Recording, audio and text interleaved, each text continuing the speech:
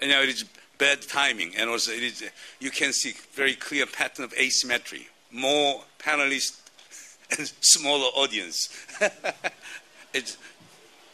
Anyhow, today it's so beautiful to be inside.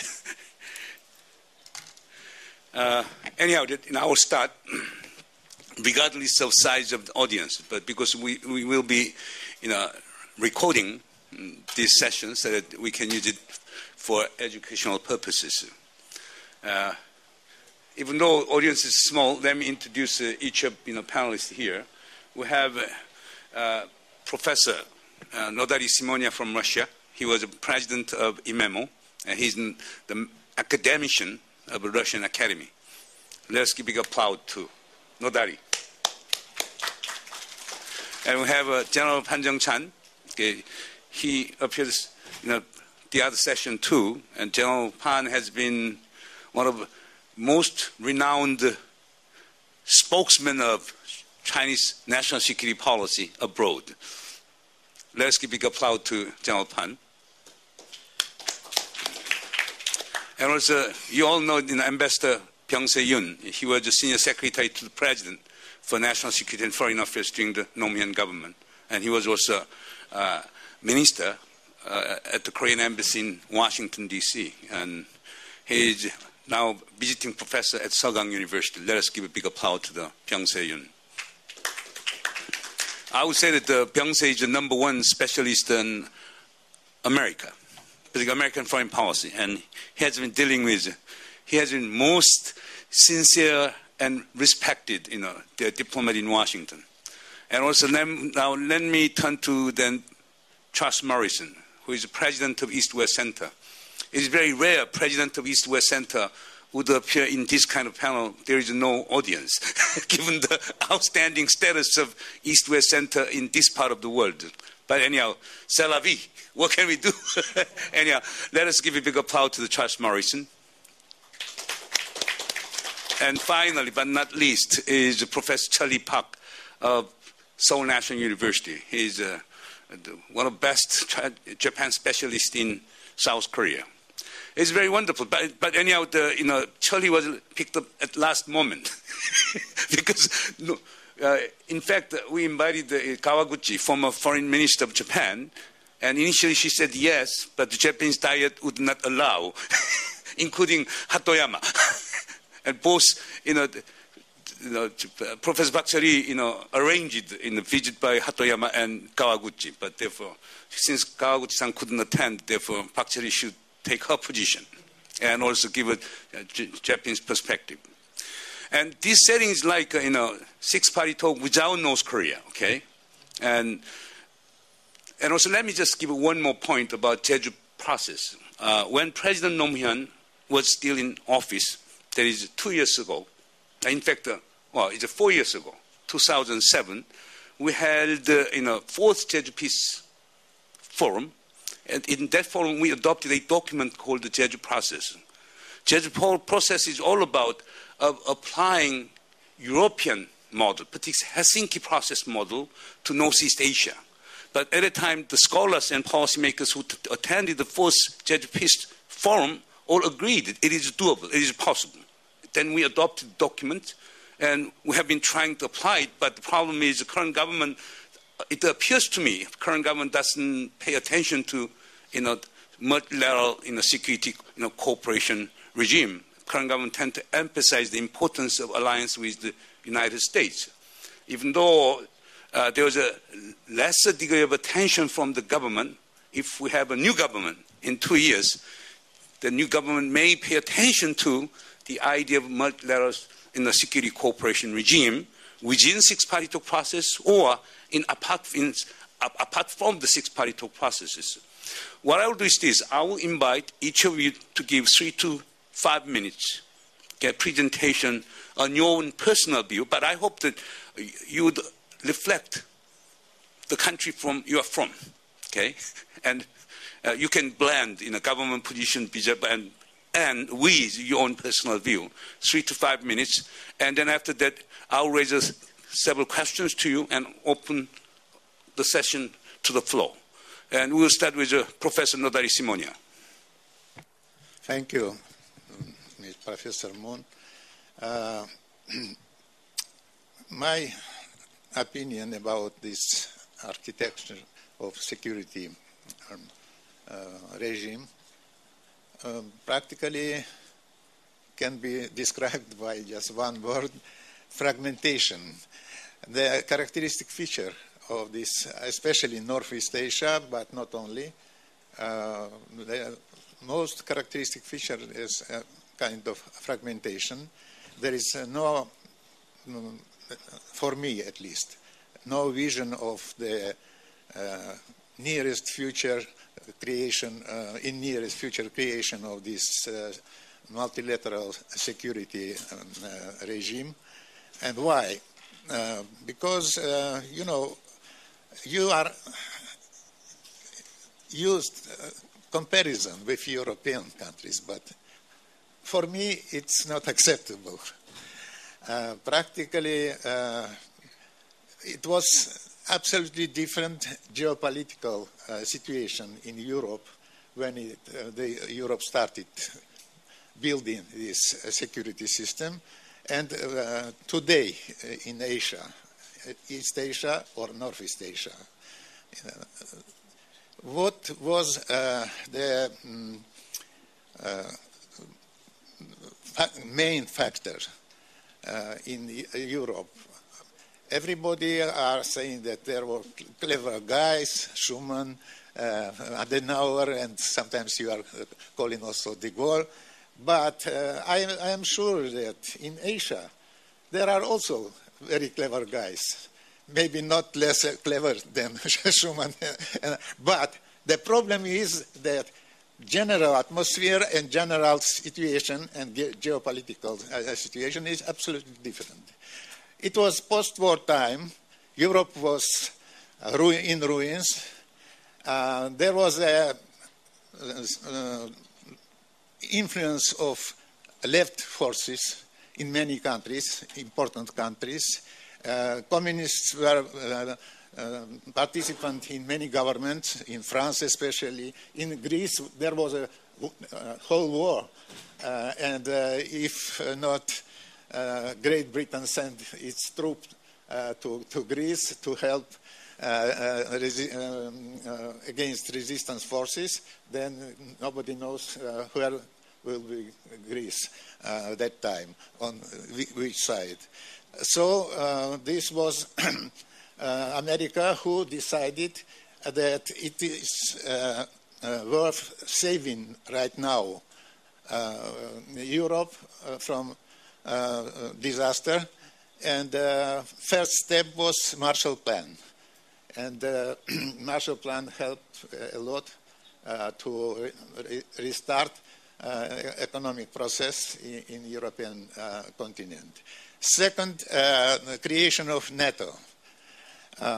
And not less important was existence of USSR, because it was not direct influence, but hidden menace. Practically, there was a serious menace because Soviet Union was also in ruins, and it took several years to take out from these ruins because of the despotic regime of Stalin. And still, Europe was afraid of USSR. That's why it was so willing to participate in such a regime. I don't see today in Asia that kind of situation. There is not such a menace like USSR was. And I am always putting question, security structure from whom? Where is the menace? Big menace, not just a simple menace. But at the same time, and I'm finishing up, I am not monopolizing the scene, the problem is also that I started with fragmentation. America was going to overcome this fragmentation many people remember that America created SEATO, CENTO, ANZUS, and many other efforts was made under their dominance. But it failed. It absolutely failed. And then next stage of America's diplomacy was bilateral military political alliances with Japan, with South Korea, with Taiwan. So all these things, I think, prevent to repeat just a model, European model. Okay. John Pan? Well, I try to use 3 words to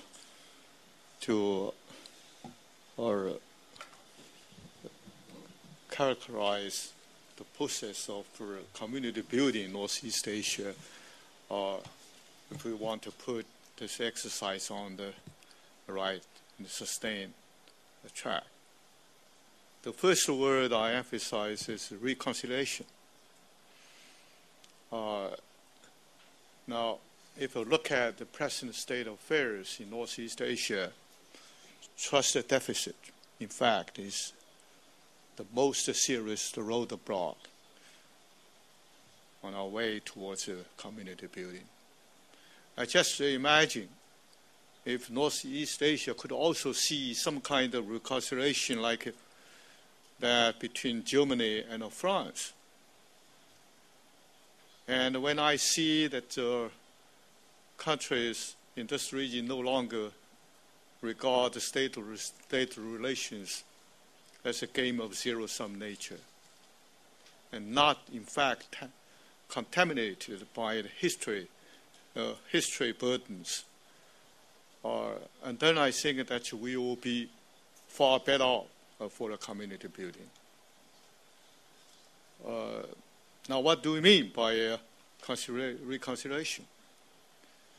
I think that, first of all, perhaps we will have to acknowledge that we have to resort to a peaceful approach towards resolving our differences or even confrontation. And also, reconciliation perhaps also means that countries would have to live together with each other in peace, in the spirit of mutual respect and a mutual benefit. I think reconciliation also suggests a kind of tolerance that each country would have towards the other countries in terms of their differences in political value, in political systems, and so on and so forth. Now, this region, in fact, is so rich in divergences. You cannot demand just a kind of a single kind of version of value or whatever belief. So countries must learn to live together to solve their problems and for their common goods. Now, the second word, as I would emphasize, is inclusiveness. Not simply because this region is so divergent, as I said. We must have a broad participation.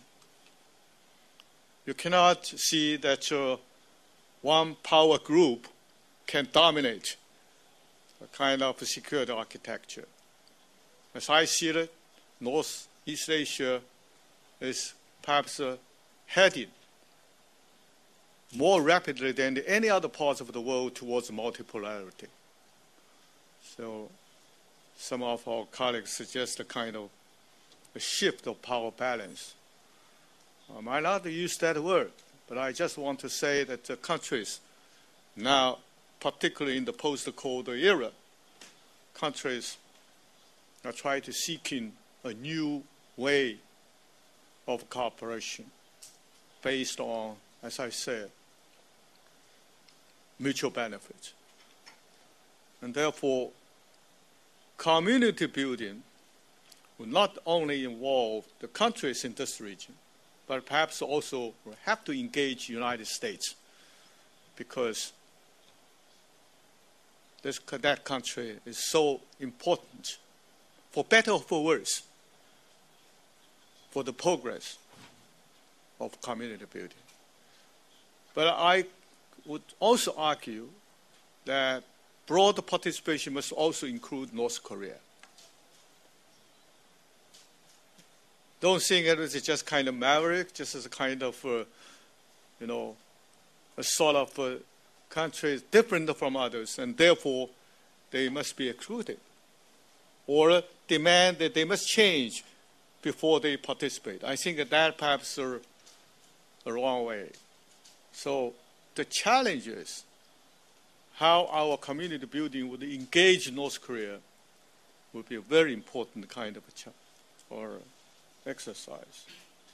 And therefore I wonder, next time when Jeju Conference or Jeju process next year to see the participation of North Korea, and I will be more than happy. And I think that will be a kind of breakthrough in the right direction. Now the third word I want to emphasize is institutionalization. Just like a Helsinki process, just like a European community building, we must have a sort of institutionalization process. Now, in my perspective, six-party talks perhaps are quite ideal kind of process on the first track. But of course, it much depends on the progress of denuclearization of North Korea. Now, in China's intention, six-party talks, in fact, not only provide a kind of platform for the solution of nuclear issues, but build on that process, the progress, six-party talks perhaps could also provide a very, very conducive, useful venue for multilateral security cooperation, economic cooperation. And therefore, I think that this is a very good platform for all the countries concerned to get together to solve their problems.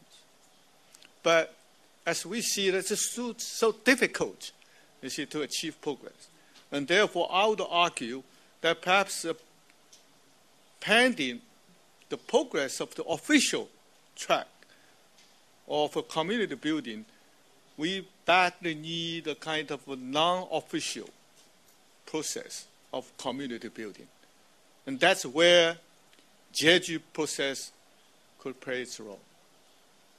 It's the most ideal kind of a venue, a tool towards building consensus or pushing for the promotion, for the progress of the first track kind of community building. And I said that Jeju process is most perfect, I would say the perfect kind of model, because South Korea in this exercise, in fact, could play a unique role, a role of leadership. China doesn't like to see the leadership of the United States or Japan or any other country. And perhaps the United States, and I don't want to see the role of China as a leader. So given the geographical location, given the rising economic and political strength, and given its unique relations with the United States, with China, and even with North Korea, and I think that South Korea, in fact, and particularly Jeju, could play that role. And I hope that this process will continue. Thank you very much. General Pan, thank you very much, and thank you really very much. Thank you very much for your encouraging remarks. And Ambassador Yoon, you are one of the architects of President Roh Moo-hyun's foreign policy, and particularly about this multilateral, security cooperation regime, six-party process, and etc. What is your take on General Pan's view? But I come back to that later. But given this opportunity, Let me start with what I have prepared for kind of overview. Actually, yesterday, Prime Minister Kim set a very interesting tone for today's topic. His remarks tend to represent the current thinking of this government on where we are and how we should go from here. But at the outset of this discussion, we may have to pause for a little while to look back, to think about how much we have achieved in the past. Actually, for the last 3 decades, there has been a lot of debate on this regional security cooperation in this Northeast Asian region, as well as in the East Asian region. There are many proposals made by several governments, including South Korea.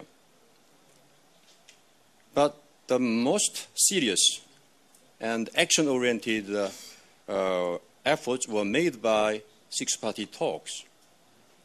And that resulted in a very interesting document, 2 documents.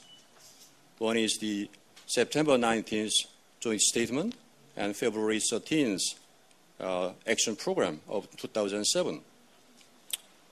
This package deal was in essence that if we make progress in denuclearization of North Korea, then we can make progress on other fronts as well, including the discussion of Northeast Asian peace and security mechanism.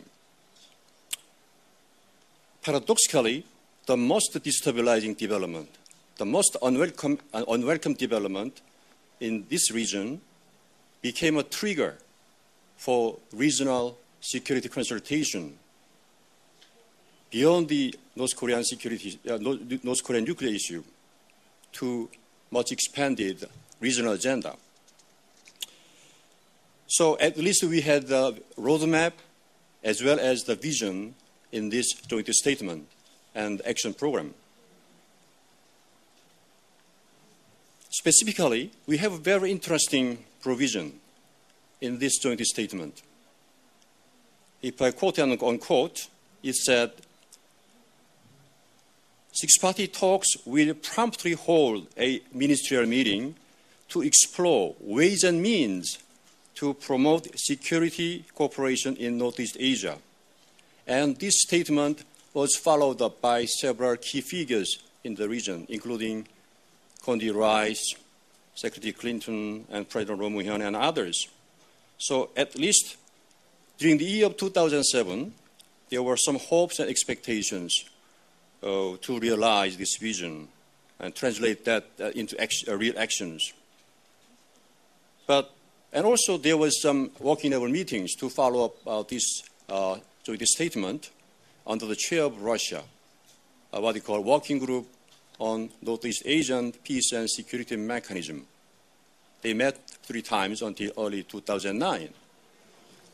But now, due to these North Korean nuclear problems and provocations by North Korea, everything became history, at least for the time being.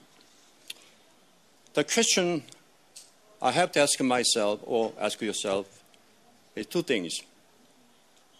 Number 1 is the linkage question. Should we realistically start track 1, regional cooperation dialogue among the six-party talks without any progress in North Korea's denuclearization? My answer right now is negative. Denuclearization is at the center of the whole deal. And a Northeast Asian peace and security mechanism should be pursued in a way which is consistent with and conducive to the progress of North Korean nuclear issues. But on the other hand, with the progress in North Korean nuclear issues, we can expect parallel movements as well as the European experience like CSCE or OSCE. This OSCE process of fostering security and economic cooperation through parallel baskets could be tailored to Northeast Asia in earnest, so that North Korea can receive tangible benefits, and also thereby to reassure the North that it can survive without nuclear weapons. The next question is, what kind of format, especially given the frustration expressed by Professor Moon, should we simply sit down, should we simply wait, doing nothing, while this nuclear stalemate is ongoing? My answer is no. I think regional countries can start some discussions on regional agenda other than North Korean nuclear issue. This is not for the purpose of alienating North Korea, but because of the necessity of starting various forms of the dialogues, either unilateral or plurilateral, to build confidence. So I think one good example is trilateral summit among Korea, Japan, and China, which was mentioned by Prime Minister Kim yesterday. At least that summit is supposed to discuss many non-traditional security issues, as well as economic integration, including the vision of a common market. I think in moving forward, we need to take into account several factors. Briefly, I think number one is, yes, we have some lessons to learn from the European experience, but we have to adapt those lessons to unique Northeast Asian environment. Secondly, the relationship between Northeast Asia and East Asia. I think those two regions' efforts should move in parallel. That should not be a zero-sum game. Thirdly, the speed. We have to move rather at a comfortable pace. You don't have to rush. Fourthly, reality check. In terms of realpolitik, we need to have a very stable relationship among regional actors, especially among big powers. And fifthly, I think this multilateral security architecture is not supposed to replace bilateral relationship. Those two concepts should not be mutually exclusive. Finally, as regards General Pan's the remarks, yes, Korea has some role, a bridging role between these big powers or small powers in East Asia, and also as a major party to this Korean nuclear question and the problems. So we have a very important role to play. But basically, I think this multilateral regional cooperation in this Northeast Asian region should take into account the progress in North Korean nuclear issues for the time being, but still we should continue the efforts for consultation on the regional agenda with patience. Thank you. Charles? Okay, I think I'm going to agree with much of what has already been said, but I kind of separated my comments into three areas. And one is what we need, what we have, and then finally what Jeju can do about this. And I think when we look at Europe, we're really looking at what Europe has that Asia doesn't have. And so maybe, even though you can't adapt it very specifically, there's something there. And the main thing I've always thought is really the vision. And the vision, what happened in Europe in the last 60 years is that people growing up, at least in Western and parts of Central Europe, can't even imagine their countries at war anymore. And that's not something that is true yet of this region. This still, much of the politics of this region, including even the trade politics, are characterized more by strategic competition among nations than a common undertaking. And so I think that's very important. And then I think looking at Helsinki, the inclusive geography that General Pon mentioned, arched across the two alliance systems in Europe, the comprehensive set of issues. So you had the three baskets of politics, security, economics, and values.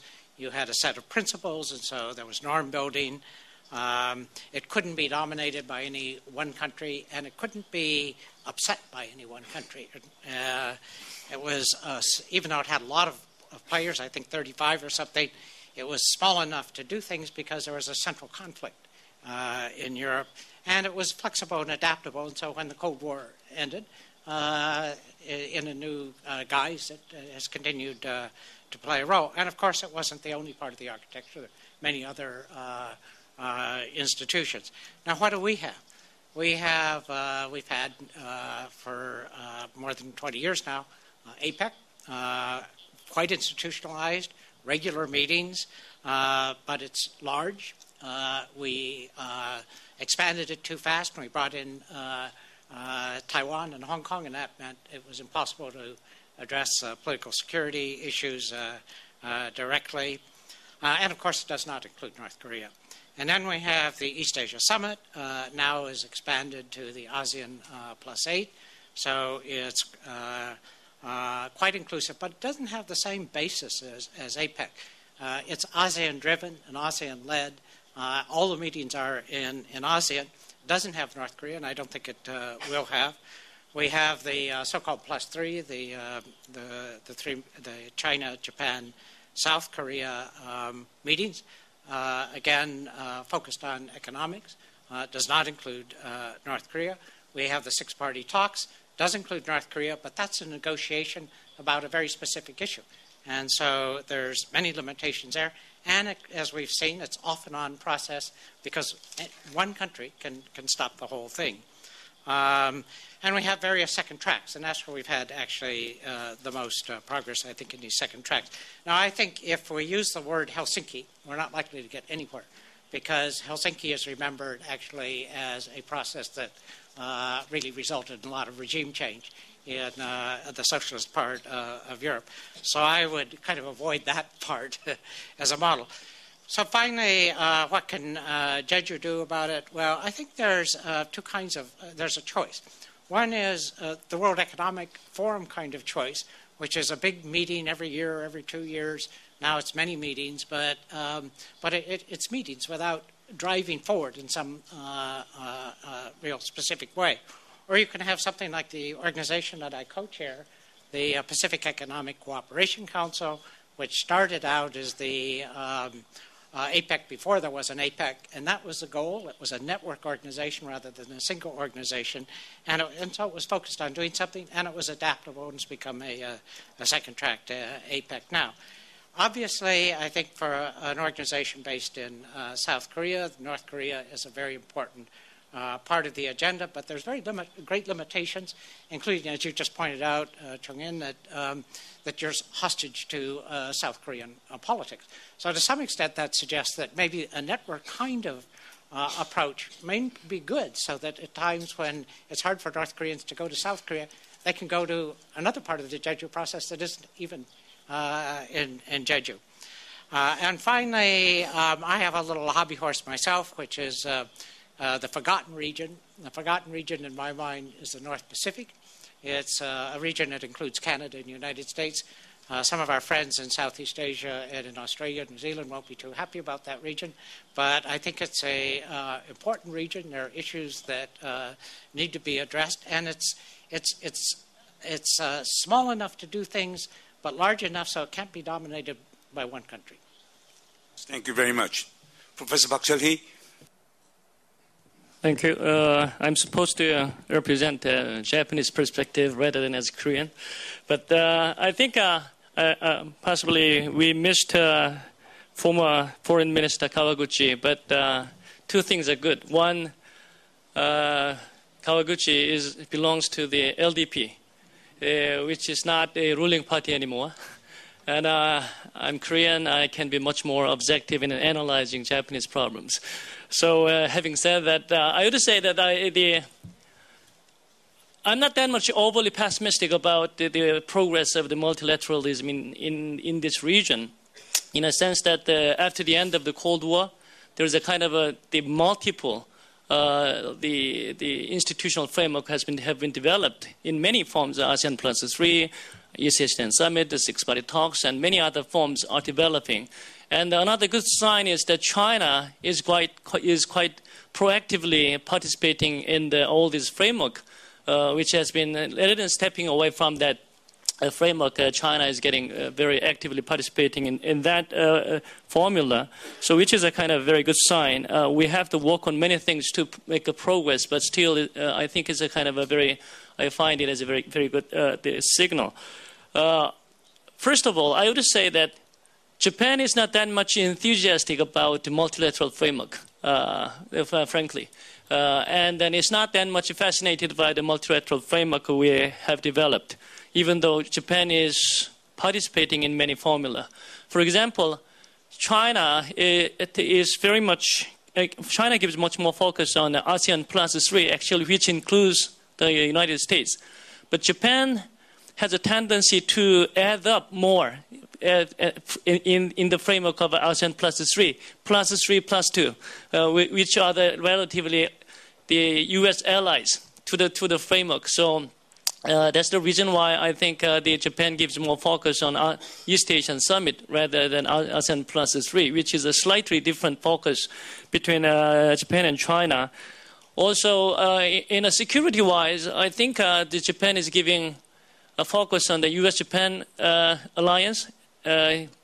Even though the former Prime Minister Hatoyama raised the flag of East Asian community, it was a flag without followers or contents. And then they came back to the U.S.-Japan alliance as a center pillar of Japanese diplomacy, and then tried to make a kind of a league of democracies like Australia, India, South Korea, and possibly some Southeast Asian countries are included, which means a kind of they don't say that. I would say that Japan is interested in encircling China. So it is clear if you read the kind of a National Defense Program guideline published in December 2010. Also, when it comes to the minilateralism, like a kind of six-party talks, still they participate in order to make an input in their voice into the framework, but still they are very much preoccupied with abductees issues, which is not a prime focus of that framework, but still they are very much interested in that. And then if available, any chances they wanted to put pressure on North Korea rather than engage North Korea, which is a kind of very distinctive phenomena that I find. And then throughout all this, the Japanese approach, I find a specific tendencies. One, in the Japanese eye, I would say that the U.S. should be an integral part of any kind of a multilateral framework. The mechanism, any multilateral mechanism that the U.S. is excluded, that Japan is reluctant to be jumping on that program actively. Also, Japan is not necessarily against China, but tries to engage the outer rim of China countries first, and then engage China. Especially when it comes to the security issues. So it's a kind of rather step-by-step fashion rather than wholeheartedly embracing the region. Also, another characteristic is that Japan takes much more functional approach, gives much more focus on the economic activities rather than try to separate economy and security and politics, and then give much more focus on economy. I think from that perspective, I would say that Japan has to develop more creative ideas in developing the multilateral framework in this region. And the challenge, I would say, that is that first, whether Japan can tie up with the South Korea in many multilateral framework, this is a kind of strategic challenge for them. I think that especially the Khan administration and the current regime is thinking about it, but they have a kind of a hidden dilemma that how to resolve this historical and territorial dispute they have with South Korea. So this is a kind of a huge challenge for them. They cannot easily solve this problem. That when I attended a conference in Paris last week with the Japanese Ministry of Defense, and talking about all this strategic alliance, they said that I was commenting on this textbook issue, and then, I don't want to comment. The Japanese Ministry of Defense official said, I don't want to comment on my neighboring ministry, which is a very troublesome even for them. So how proceed with this kind of historical reconciliation is a challenge for them. Also, whether Japan can come up with an idea of mingling with China much more comfortably with the confidence-building measures is a kind of big challenge. I think I do not disagree with them in that China has multiple faces, like nationalist China, intimidating China, and accommodating China. They have all different faces. But I think we have to promote the face of accommodating China with other neighboring countries. So it's a kind of but I think Japan gives a kind of a China threat perception that's increasing. Which is not necessarily good for the development of the multilateral framework here. Lastly, I would say that as Professor Pan they mentioned, I think Korea can play a very important role, and the Korean initiative is very important in many issues. North Korea issue, our issue, and then the coordinating role among the three nations. Korea can play a better role than other two countries, and in the regional framework, still Korea as a middle power can play a very active role in promoting the ideas of multilateralism. I will end it. Thank you. What I will do is this. I'll be asking questions each panelist, and then I will turn to the floor about for 10 to 15 minutes. Let me start with General Pan. If you heard the remarks by Ambassador Yoon, and Ambassador Yoon emphasized the importance of compatibility between bilateral alliance and multilateral security cooperation regime. What is your view? Do you agree with it? But when I met a lot of Chinese, they said, that's impossible. How bilateral alliance and multilateral cooperation can go together? Well, I think I cannot speak for all the Chinese, so we are almost can find every sort of kind of view in China with regard to security issues. But I guess that our government or the mainstream view in China seem to have some sort of change on the role of security alliance in this region. Philosophically, I think the Chinese continue to reject this kind of value of security alliance, particularly in the post-Cold War era. However, as our government stated many times, bilateral security alliance, in fact, is just a kind of business between the two countries. So China may have that view, but it should not really have saying that it's right to say that you should not be allied with the third country. So I think that the Chinese perhaps are more open-ended. And in fact, I think that this is also because Chinese are becoming increasingly pragmatic. Even if you oppose it, they cannot disappear. And you have to be realistic that the security alliance has already become part of the security landscape in Northeast Asia. You like it or not like it, that doesn't matter much. And therefore, I think that if we acknowledge the role of the United States in this region for security reasons, and if we acknowledge that our neighboring countries like South Korea, like Japan, wanted to be allied with the United States, and we think that's their own right to do that. Our concern today is that these security alliances will not be used against our core security interests. Now, more specifically on the Taiwan issue.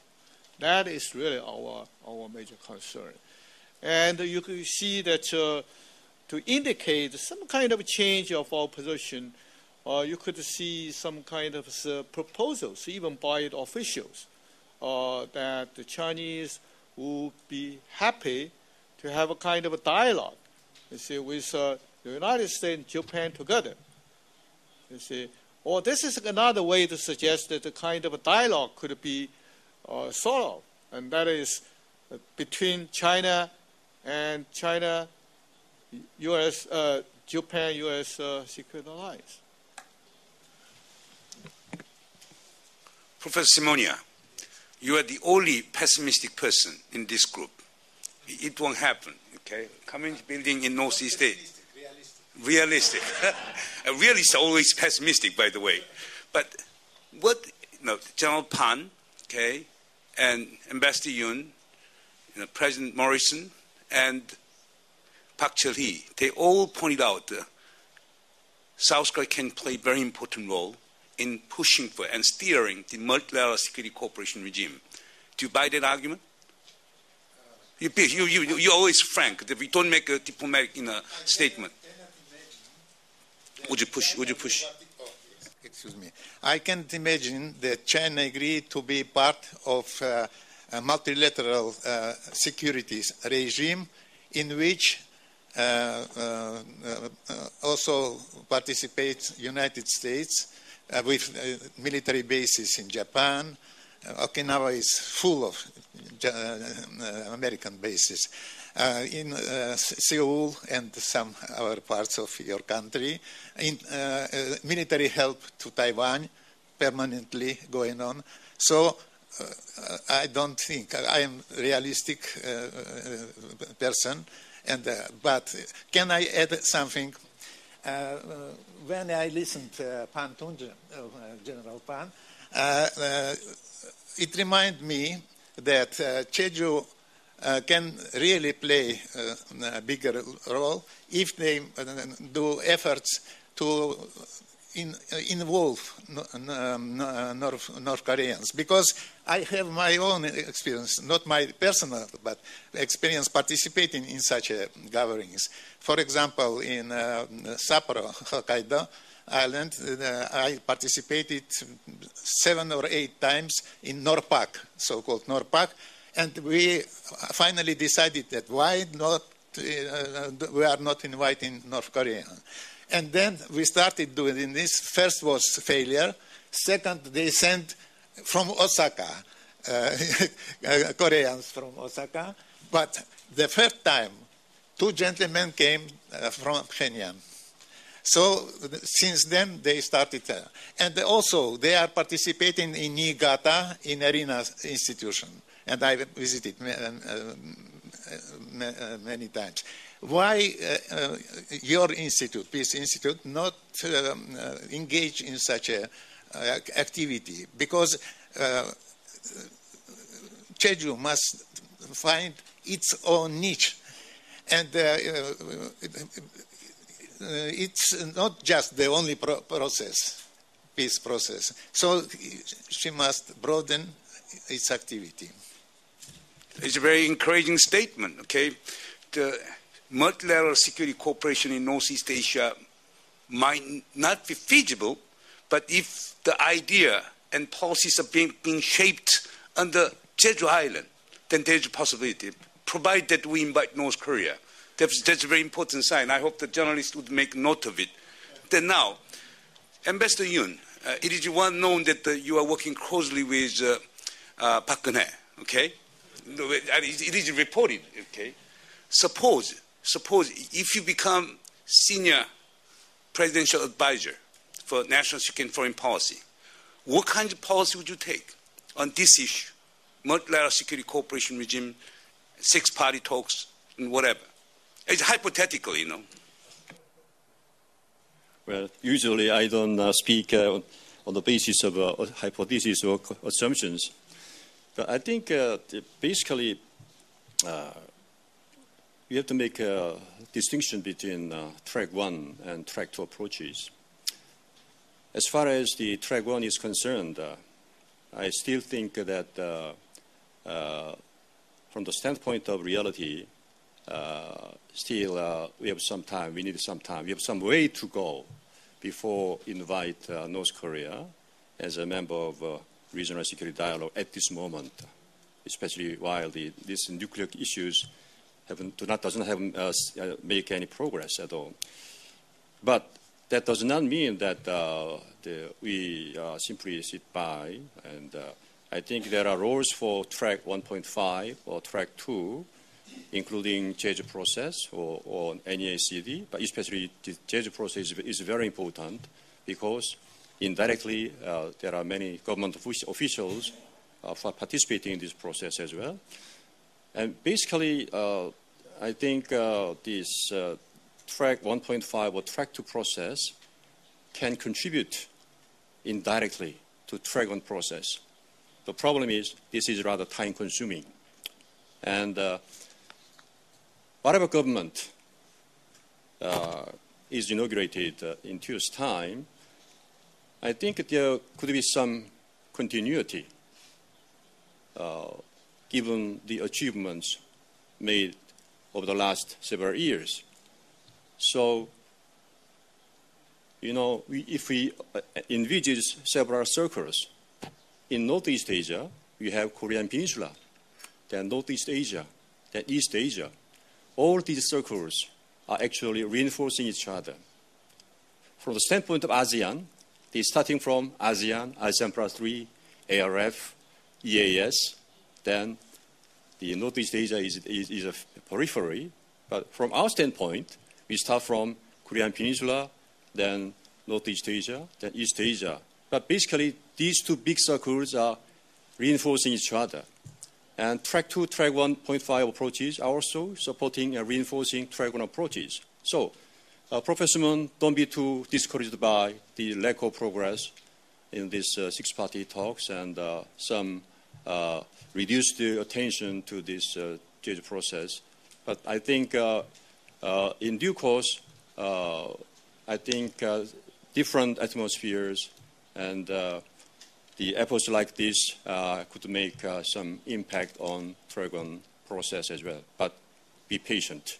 It will take quite some time. Thanks. Charles. Okay, I think Professor Simonia made a very important point. He's a Russian third-party observer, okay, saying that, look, Americans have lots of military bases in South Korea, Japan, and etc. And how China and the U.S. can cooperate in this multilateral framework. General Pan says, yes, it is possible, but what is your take on that? I not only think it's possible, I think it's essential. And I think the main thing is that in order to enter these multilateral processes, countries need to be secure in some way. And my impression is these bases and these alliances may not last forever, but for the moment they help Japan and Korea in their positive engagement in the rest of the region. So, what we once understood as alliance and what is an alliance today has changed a great deal. And in the post-Cold War era, these alliances are not really directed against anyone else. They're certainly not directed toward the Taiwan situation. But I think they do serve a psychological benefit in the sense of a secure order in the region that allows us to move forward in a cooperative multilateral framework. So that's the way I would see that.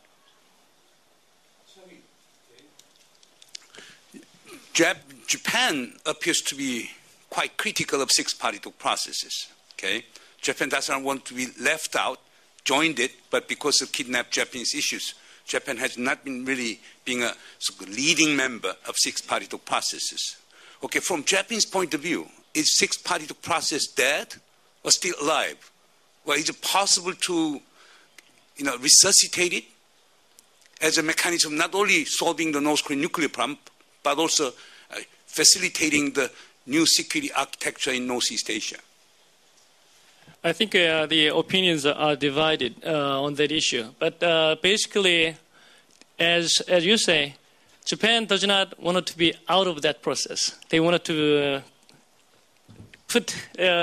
make a foothold in the framework and then raise their voice when necessary. But as I told you, that they are not that much enthusiastic about the process. And then the North Korea is looked as a kind of rogue nation for them, especially which abducted their own innocent citizens. So the dilemma for them is that even though they wanted to solve the abductees issue completely, if possible within the framework of six-party talks, other nations do not necessarily agree. And then even though they agree that it cannot be easily solved. So whether they can resolve that issue through other channels rather than put it on a bilateral or the multilateral framework, that's a kind of they should make a strategic decision about that. But I think many Japanese strategists agree that the six-party talks is a useful framework in the future, not at the moment. Anyway, you have to invent it. If there is no, I don't think Japan is regarded as dead. But they want to keep it. But the momentum of that, the resuscitating six-party talks comes from the inter-Korean dialogue and then U.S., the North Korean dialogue, rather than Japan taking an initiative on that issue. So still, if after all these things are going on, they wanted to jump on the ship and then go on with the six-party talks framework, because if not, they would be isolated from the framework. And then if I add one more point, that we shouldn't forget that between North Korea and Japan, there is a Pyongyang Declaration, very eloquently, very elaborated documents about how to proceed with the normalization. What they do not agree is a kind of how to solve abductees issues, how denuclearize the North Korea. So, but this issue should be resolved in a multilateral. Abductees issues should be dealt with in a bilateral way, but the nuclear issue should be dealt with in a multilateral way. Ambassador Yoon and General Pan pointed out, on track one level, without resuscitation of six-party talk processes, it would be extremely difficult for us to deliberate on the multilateral security architecture in Northeast Asia. And track 2, track 1.5, Jeju process can play a very important role. But here, let me just ask, TJ Pempe raised this issue in the previous session, but let me ask each of you whether six-party talk has a chance to resume or it's dead. Just you tell me yes or no. I will start with the notary. Yes, but the major central part of these negotiations will be dialogue between North Korea and United States. United States.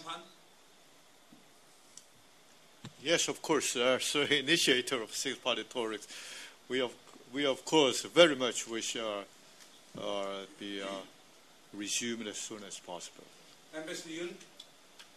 Yes, there is a chance to resume the six-party talks because there is no better alternative right now. But even though we have resumed the six-party talks, we have a long way to go to dismantle this North Korean nuclear weapons.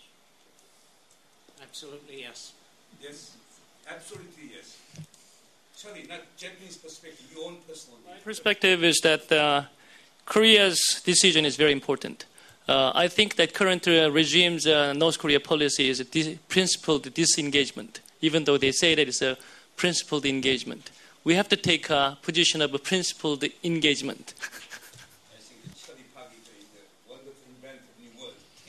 Wonderful invent of the new words. Now, principled disengagement is official doctrine of South Korean government. Anyhow, it's really positive, and I'm very happy to hear that all these panelists are saying that there is a chance for six-party talk process, even though there are some conditions attached. Okay. Now, then with this, let me turn to the floor. Any questions and comments? John Delary? Mike, why don't you come this way?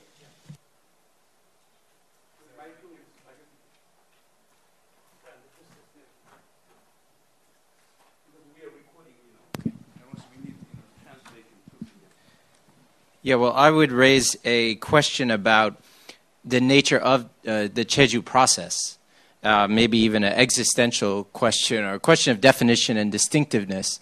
It seems to me it's not so much about building multilateral security architecture.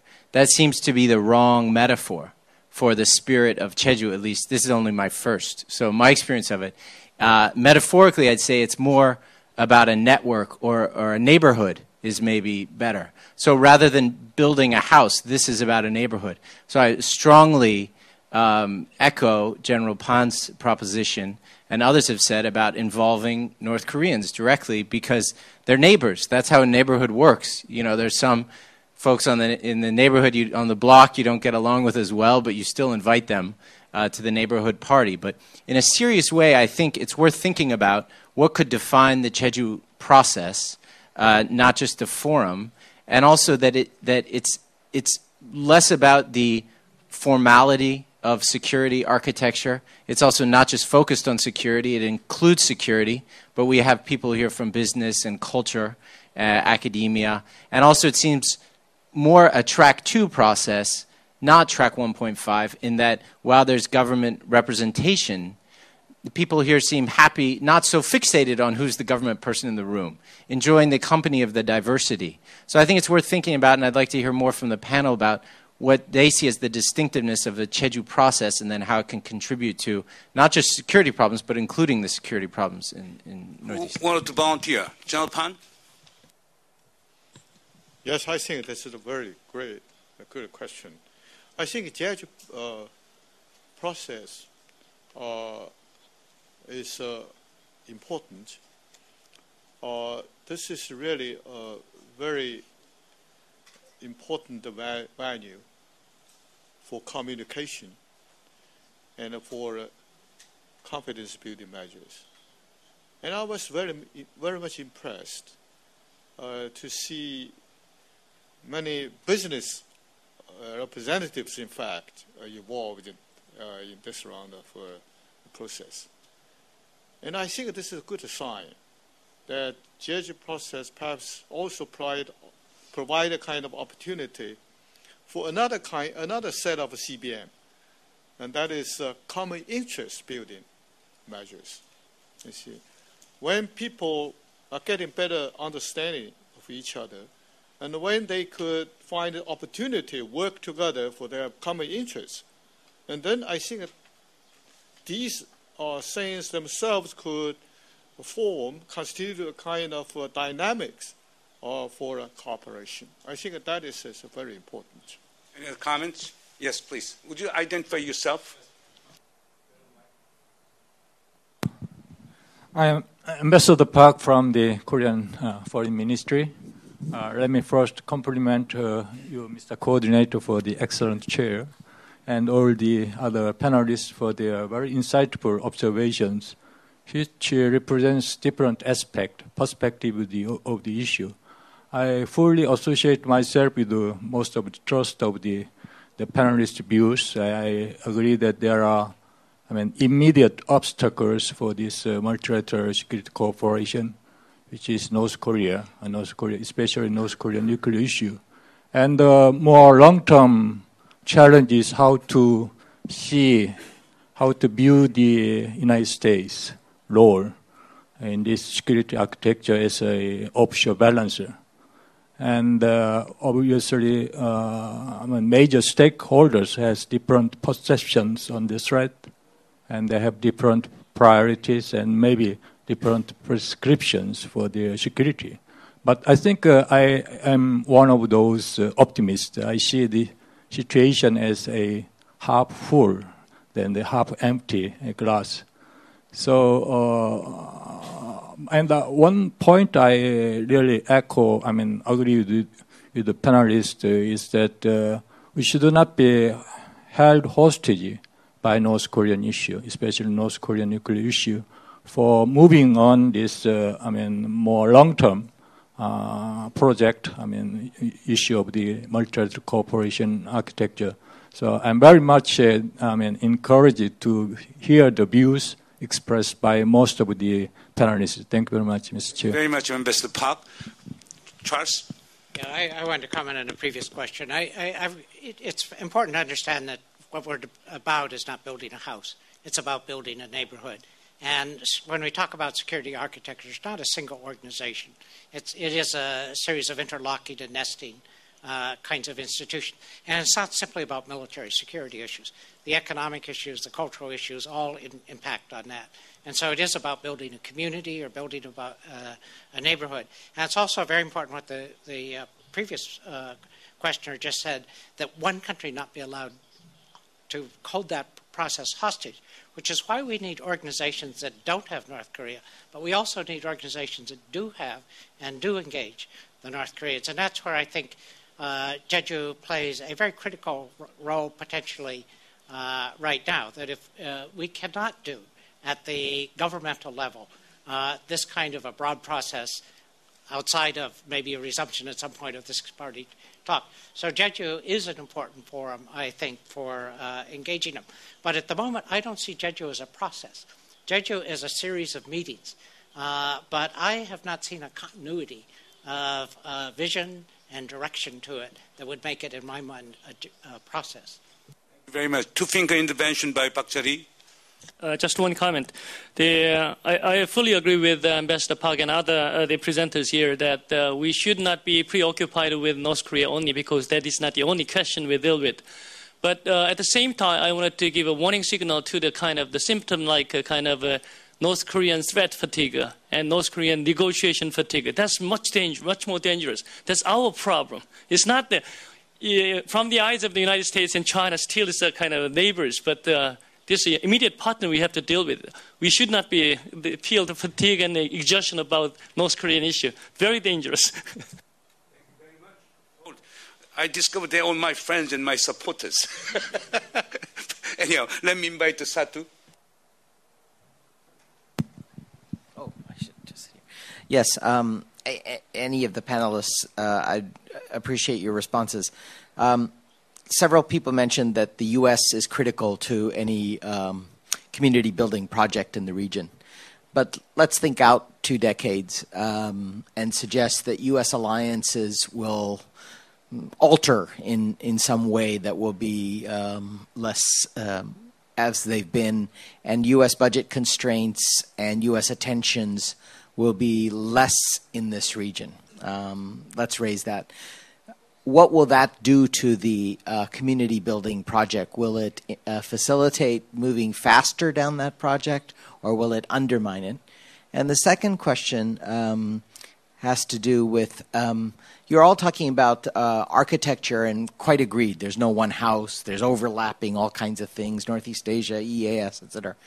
But I guess my question is, one thing that does seem to have happened structurally with multilateralism is that it has been functionally differentiated. EAS for top leaders, APEC for economics, ADMM for security, et cetera, et cetera. Even six-party talks is sort of in some ways functional before it becomes regional. What are the implications of such functional differentiation for management of overlapping architecture? You want to reply on this issue? Oh, the Ambassador Yoon and Charles. Okay. Actually, from second question first. Well, actually, for the last 20 years or 30 years, the conspicuous phenomenon is the proliferation of regional or sub-regional groupings. So in terms of management problems, actually, senior officials, including ministers, cannot afford to attend all these meetings. So that is one reason why, for the last several years, many people doubted U.S. President's attendance or participation in East Asia Summit. But now, after this President Obama took over, he decided to join this EAS. So now U.S. is now supposed to attend this EAS meeting from this year. And this gives a very good signal to our discussion in the region, because you may remember this Prime Minister Martinez the intention to exclude the United States for many years, since during the mid-90s. Then, at the end of the day, now United States is now willing and ready to contribute in their own way to this regional integration. And EAS, with Russian and American participation, are supposed to be a very important driving force for regional integration. So regardless of the budget problem, regardless of the debate within the United States, I think this is a very positive signal on the part of the United States. Secondly, that also applies to the remarks made by General Pan. I think in terms of inclusiveness, any regional or sub-regional grouping should be aimed at open regionalism. So APEC, in which I was involved in very closely in creating, was very much open regionalism oriented. So ARF, same. Maybe sub-regional grouping in Northeast Asia should aim at that inclusiveness, as General Pan said. Okay. Mr. Yun, okay, now time is almost up. Okay, we'll take one more question or comment from Professor Wang Yong of Beijing University, and then I'll give a final, 20 seconds each. Thank you. Mine is mainly the question. Okay, as Dr. Morrison mentioned, I think very important the fact. Okay, in the past, the North Korea, has been excluded for the major regional mechanism. I think that is a very important thing. So I think that how to deal with North Korea, okay, should be the key of the developing any regional security mechanism. So I wanted to know more what what the factors leading to these exclusions of North Korea, and how to how possible to get them involved in this process. Okay, I think I'll ask each of you: is it possible to engage with North Korea? Yes, no. Yes. Yes, General Pan. No, you must pardon me. I'll just try to elaborate just more than just one yes or no. Well, I think you should understand that North Korea's threat perception is also shaped by what it perceives as a kind of a threat from outside. And therefore, the question how to regard North Korea, my answer is, don't ask what North Korea is going to do, but just ask us what we can do for North Korea, because that really shapes their threat perception. Well, actually, it's not regional countries who excluded North Korea from regional mechanism. It is of their own deed. But nevertheless, whatever they did, we are open. I mean, regional countries should be open to engage them in any regional or sub-regional mechanism for the sake of the regional prosperity and peace. Please learn from Dr. Simonia. Yes or no? Okay. Yes. Yes. Dr. Morrison? Yes, I love that. Professor Park? Yes, but in engaging North Korea, I think United States, Japan, Korea should smile. Russia and China should be angry. Okay, anyway, thank you very much.